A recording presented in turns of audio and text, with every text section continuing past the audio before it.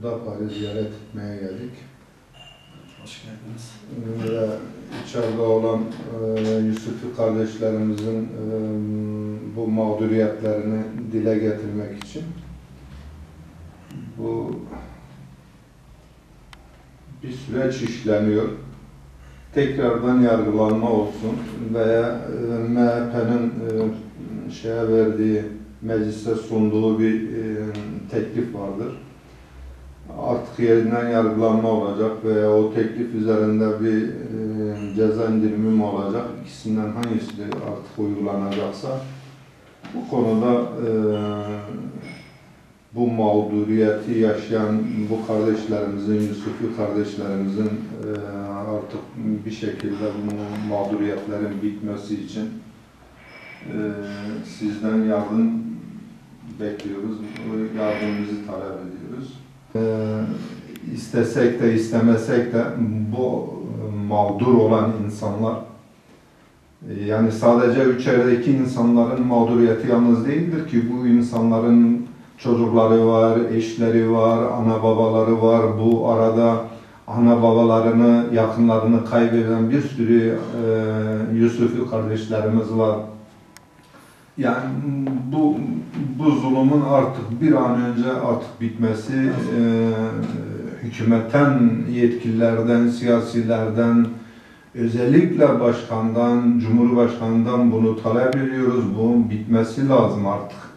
Yeniden yargılanmayı talep ediyoruz. Yani bu bir haktır. 28 Şubat mağdurlarının bir kere kendisi de yaşamış bu mağduriyet.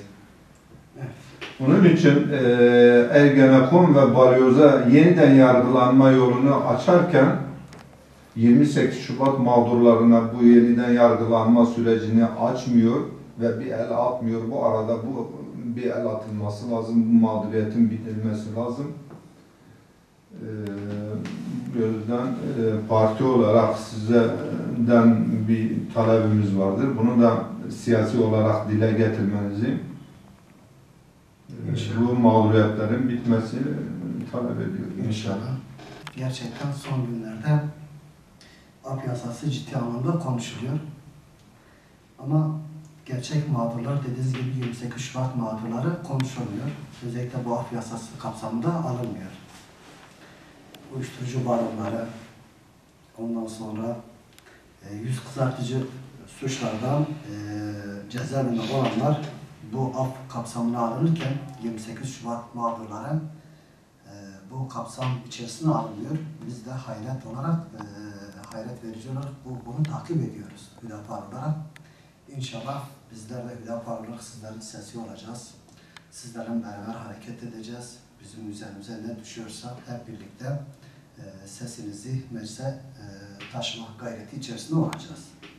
Tabii şimdi dediğiniz gibi KCK'dır, Ergenekon'dur, Balyoz davalarında bunlar yeniden bir yargılanma oldu. Hepsi cezaevlerinden dışarı çıktılar, ailelerine kavuştular.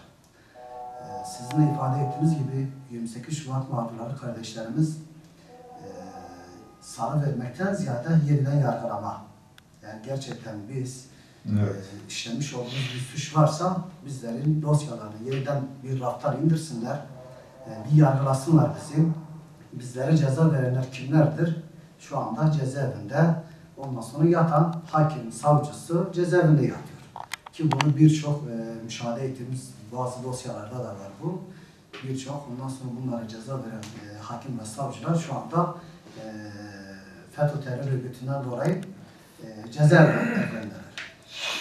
Diğer bir konu da Sayın Cumhurbaşkanı meydanlardan çıktı. 5 yıl, 10 yıl, 15 yıl cezaevinde olan Müslümanlar var. Bunların sesini duymamız lazım.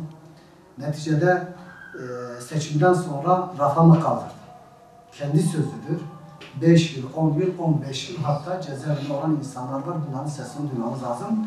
Bu sözünün yerine getirmesi lazım. Olur ki hayırlı kapı açılacak inşallah. Burada bir şey söyleyebilir miyim ben? Şimdi biz bugüne kadar 28 Şubat mağdurları, FETÖ mağdurları bundan sonra artık bırakılmazlarsa herhalde AK Parti mağdurları olacaklar bunlar. Evet. Yani bundan biz buradan oraya da bir Evet, mesaj gönderiyoruz.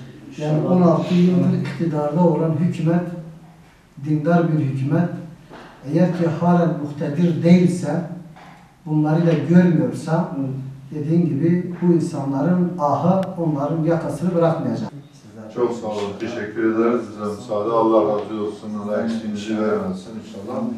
Allah kabul etsin. Allah kabul etsin. Allah'a emanet başkanım. Teşekkür ederiz.